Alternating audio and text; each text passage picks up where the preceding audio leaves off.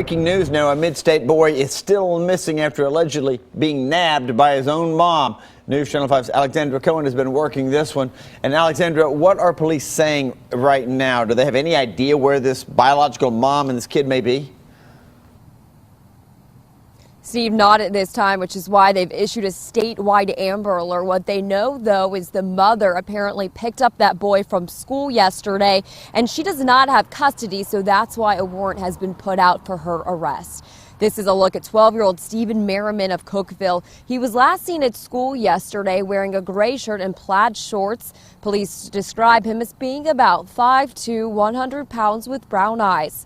32-year-old Sheila Randolph, his biological mom, is accused of taking him around 3:15 in the afternoon. Again, she's wanted for violating custodial rights and fleeing with her 12-year-old son. Officers believe Randolph is in this vehicle, a 1995 Chevy Blazer. Police say she has ties to Walling, Spencer, and Rock Island in Tennessee. However, investigators are not sure where they could be heading.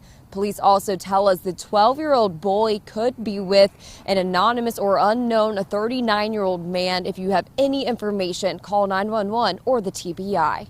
Reporting live, Alexandra Cohen, News Channel 5. Alexandra, thank you. We're also following breaking news out of North Nashville, where a shooting sent a man to the hospital. Kimberly Davis at Vanderbilt University Medical Center. So how's this guy doing this morning, Kimberly? Amy, good morning. Police are telling us that the victim is stable at this hour, but he was transported here with life-threatening injuries after he was shot overnight in a very remote area. Now detectives are trying to figure out who's responsible for pulling that trigger. Take a look at the video from overnight. Now, we don't know much right now, but this is what police are telling us. We're told it all happened on the 1500 block of Buchanan Street around 11:45 last night. Police say a man was transported to Vanderbilt University Medical Center with a gunshot wound to his chest. As you can see in this video, it happened in a pretty isolated area. Officers have blocked it off with yellow police tape, and they're hoping the evidence found there on the scene will help them find who is responsible for shooting this man and pretty much just leaving him there. If you have any information that could help detectives, they're asking that you give them a call at 615-74-CRIME. We are in contact with police and we're working on finding out new information. As soon as it becomes available, we will update you on air as well as online. For now, we are live at Vanderbilt University Medical Center. I'm Kimberly Davis, News Channel 5. Kimberly, thank you. A teenager is now behind bars this morning after leading the police on a wild high-speed chase. News Channel 5's Matthew Torres is at the CJC with the bizarre story. And I know you were earlier up on Dickerson Pike where it all got started, but this teenager apparently almost ran over a police officer during this chase. Well, according to Metro Police, this teen tried to run over the officer during the pursuit, and luckily that officer is not hurt this morning. But what's interesting to note is that several drivers are waking up this morning to see damage to their vehicles because, according to police, the teen is also accused of sideswiping these vehicles during that pursuit. This morning, the juvenile is now in custody. Metro Police say he stole a car during a fight at the Walmart on Dickerson Pike before 9 o'clock last night. Now, the high-speed chase began when the alleged driver refused to stop. The teen led police all the way down to East Nashville, where he drove and crashed into a guardrail on Ellington Parkway at Spring Street. The chase lasted about 15 minutes. Now, the teen driver is going to be okay, but I am learning this morning, according to an affidavit report, that the teen is not the only one who is facing charges, but also the owner of that stolen car. I'll talk more about that coming up in the next half hour. For now, we are live at the Criminal Justice Center. I'm Matthew Torres, News Channel 5. Matthew, thank you. A third person is now facing charges in connection to a violent home invasion and arson in Cheatham County.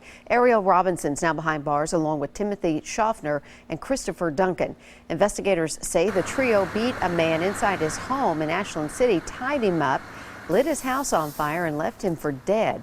Luckily, the victim managed to escape. All three are charged with attempted murder. A violent sex offender is now back behind bars this morning after he was caught officiating at high school softball games. As a convicted rapist, Herman Brown, pictured right here, is banned from school property or working within 1,000 feet of a school. However, investigators say the 52-year-old was still working as an umpire for high school games in Robertson County through TSSAA.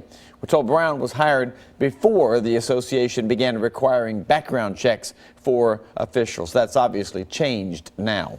A suspected killer who spent 4 decades on Tennessee's death row has passed away of natural causes. Gary Cohn had been in jail since 1982 when he was sentenced to death for the murder of an elderly couple in Shelby County. He was 67 years old. New this morning for you, a man is dead after a bad crash in Kentucky. The New Era's taking these pictures for us now from the scene in Todd County yesterday. According to state police, a 17-year-old drove through a stop sign on Kentucky 171, colliding with a pickup truck. There you see the whole rear axle of the truck gone. A passenger in the pickup truck was killed. 3 others were taken to the hospital. No word yet if any charges will be filed. State lawmakers are headed back to the Capitol this morning despite reaching the end of the scheduled legislative session. Both the House and the Senate are finishing the people's business today, discussing the hall tax and what to do with the hundreds of thousands of dollars they voted to redirect from the UT Diversity Office. Some notable bills are also on their way to the governor's desk this morning, including a bill allowing employees on college campuses to carry guns with a permit.